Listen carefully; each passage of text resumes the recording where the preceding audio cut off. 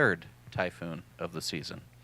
Our friend's church down there has their church members have lost homes, they've lost their crops, they've lost a lot of stuff, and they don't even have time to rebuild before their next typhoon hurricane comes through. And so they're really feeling the flood story. It's hard for them. And so we pray for the waters to recede for them. But hopefully this could also be an encouragement to them, you guys who are listening online, as I hope it is an encouragement to you.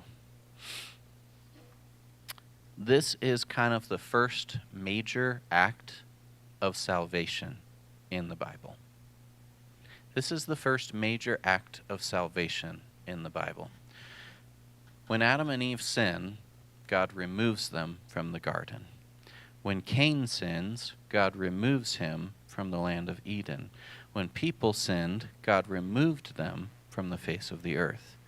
Every time people are sinning, there are consequences, and God is pushing back and removing them from where they are. And it's not so much, I'm a mean God, it's, I'm a just God. But then you have this one guy who is righteous. And God says, I want to save this righteous person, and I want to save people around this righteous person for the sake of his righteousness. Remember, his wife's not righteous. His boys aren't righteous. His boys' wives aren't righteous. All it says is Noah is righteous.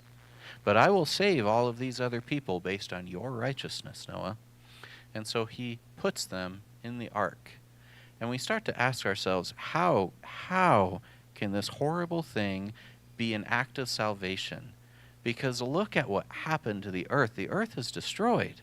It is flooded. It is broken. It is beyond repair. Except God does repair it. And it started showing me something, the teacher started showing me something that really is a theme and a trend through the Bible. There are moments where it seems like it would just be easier for God to start over. You know, this conversation actually happens again with Moses. I don't know if you guys remember that conversation. He's up on the mountain, everybody down low, they're all out of Egypt, and they sin, they worship the golden calf. God and Moses have a conversation with each other, and God's conversation is, Moses, I'm just going to wipe them out. I'm going to restart with just you. And Moses says, God, don't do this thing. Remember your promises to them. Work with them. And he says, okay, I will. While God is going to save us from things, he has a great desire to use what was formerly there. I remember hearing a church member, she's a little up there in years now, almost my age, and